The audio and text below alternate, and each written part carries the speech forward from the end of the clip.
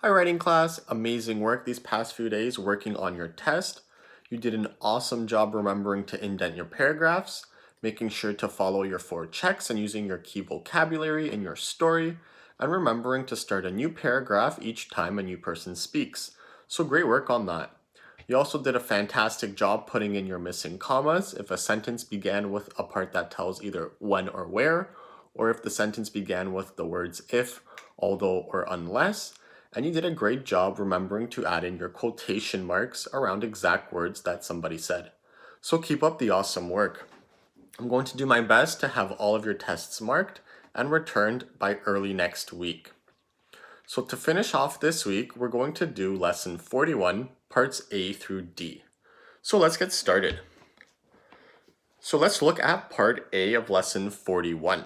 I'll read what it says in our book. 4 sentences in part A need commas because they begin with a part that tells when, where, or they begin with the words if, although, or unless. Remember, if a sentence first names and then tells more, the sentence does not need a comma. If the sentence begins with a part that tells when, or a part that tells where, or if the sentence begins with the words if, although, or unless, the sentence needs a comma. So your job in part A is to fix up 4 sentences and add in your commas. Right, so we have 7 sentences there. So just remember, only 4 of them need to be fixed. Let's look at the first 3 sentences together, and then I want you to work on the last 4 on your own. Sentence number 1 says, if Tom wins the race, we will be very surprised. Right, so if you look at the first word in that sentence, we have the word if. Right, so we just mentioned that if the sentence begins with the word if, we need to add a comma. So what our new sentence should say is, if Tom wins the race, comma, we will be very surprised. Now let's look at sentence number 2. Jerry walked home after he went shopping. Right? We don't have the words if, unless, or although, and the sentence does not begin with a part that tells when or where. So for sentence 2, we don't have to add a comma. Let's look at sentence number 3. On the last day of school, we had a party. Right? That sentence does not begin with the words if, although, or unless, but it does begin with a part that either tells when or where. Right?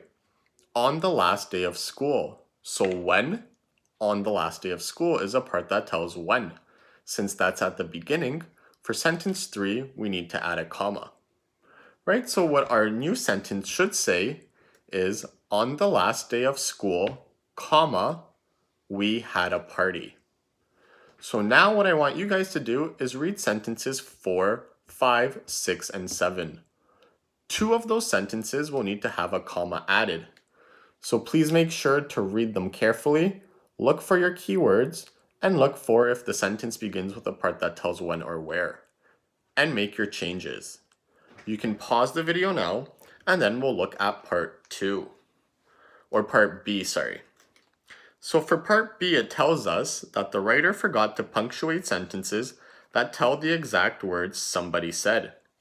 Your job is going to be to read the passage and fix up the sentences that tell the exact words somebody said. So remember, if somebody said exact words, we need to make sure to have quotation marks around those words.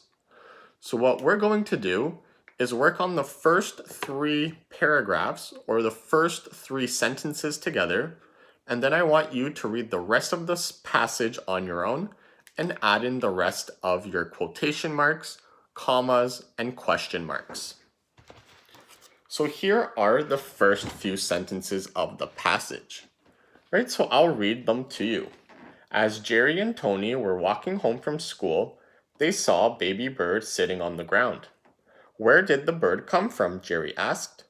Tanya looked up and said, I see a bird's nest in the tree. So what we need to do with this is to add in our quotation marks, add in our commas, and if it's a question, we need to add in our question marks. So let's read it sentence by sentence and fix them up.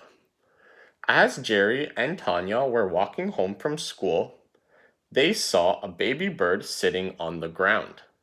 So in that first sentence, we don't have any exact words that somebody said. So we don't have to change or add anything to it. So the first sentence, we can just leave it as is. The next sentence then says, "Where did the bird come from?" Jerry asked. Right? So we know that this is going to be a question because it has the word asked. So we're going to have quotation marks and a question mark. So what were the exact words that Jerry asked? Right? Where did the bird come from? So around those words, I'm going to add my quotation marks. Just like that. Right? I need to have my beginning quotation marks at the beginning of what he said, and then my closing quotation marks at the end of the exact words he said. But once again, we don't need our comma this time because it's a question. Don't forget, if you have a question mark or a question, the question mark will replace the comma. Right? So now we have question mark, where did the bird come from? Question mark, and then closing quotation mark. I'll use a different color because it's a little bit hard to see. Right? Just like that. And the question mark will go right before my closing quotation mark, which is right there. Then the next sentence says, Tanya looked up and said, "I see a bird's nest in the tree." Right? So what were the exact words that Tanya said? Right? I see a bird's nest in the tree. So around this, I'm going to add in my quotation marks, right? I put them in at the beginning of what she said, and then here at the end of what she said. I'm almost done, but I forgot to add in my comma, right? So Tanya looked up and said, and I need to add my comma right here. Then I have my quotation marks and my closing quotation mark. So you can pause the video now. Make sure to add in your missing quotation marks, commas, and question marks, and then you can finish off the rest of the passage on your own. And I'll see you guys in part C. So welcome back to part C. I'll read what it says in our book. So let's look at part C.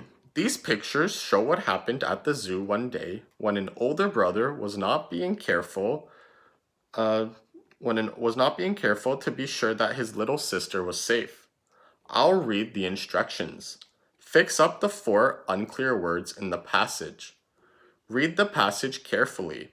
Look at the picture as you read. Find the 4 unclear words. Cross them out and then write the name of the person or the thing. So remember guys, before we can use the words he, she, they, or it, we first have to name either the person, the people, or the object in the previous sentence. If we don't do that, then that word will be unclear.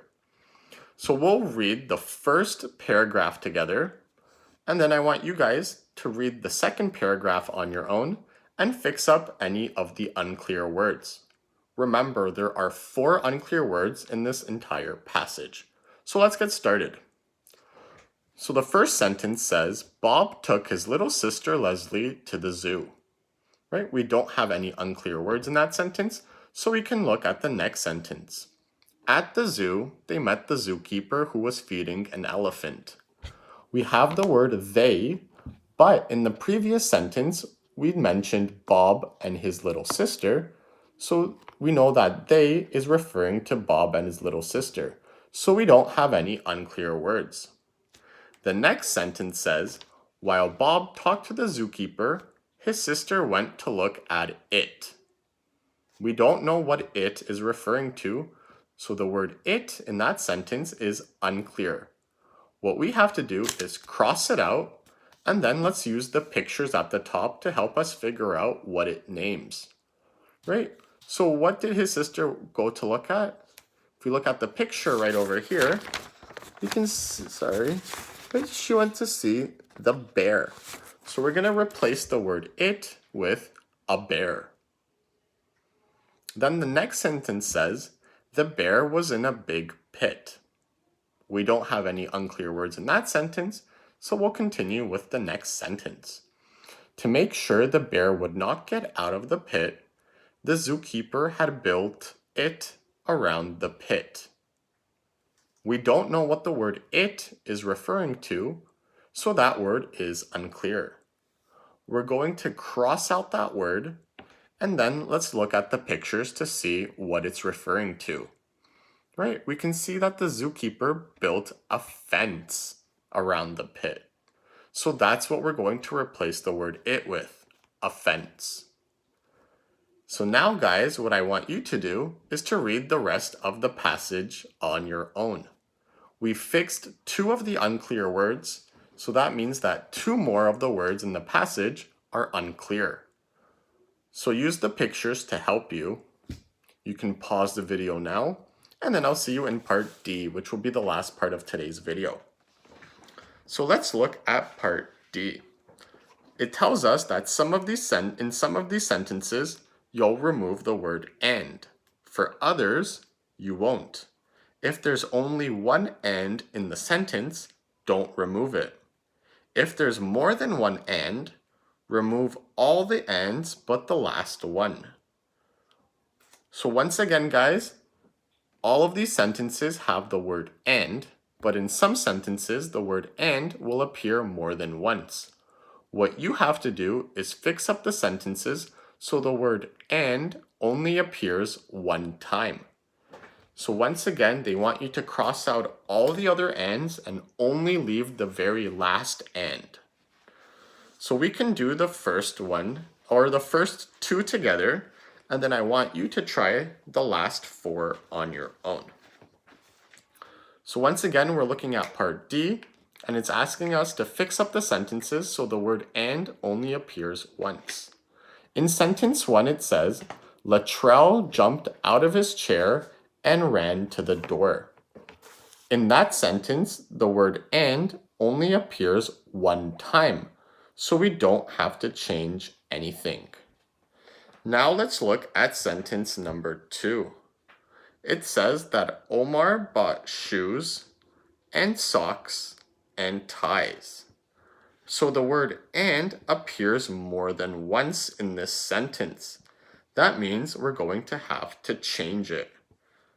So I'm just writing the sentence out for us here. Right. Omar bought shoes and socks and ties. So what we have to do is first let's underline all of the words that have all of the ands in the sentence, right? So we have 2. We have to keep the very last and, so we're going to cross out all the other ands that are not the last one. Right, so this one will cross it off. And then we have to replace the word and with a comma. So add my comma right before the word and. So now my sentence says, Omar bought shoes, comma, socks, and ties. So what I want you guys to do now is to read the rest of the sentences, so sentence 3, 4, 5, and 6, and fix up the sentences like we did here so that the word and only appears one time. If the word and appears more than one time, cross it out and replace it with a comma. Only leave the word and, that is the last and in the sentence. Amazing work. Keep up the great job, and I hope you all have a great weekend. Bye.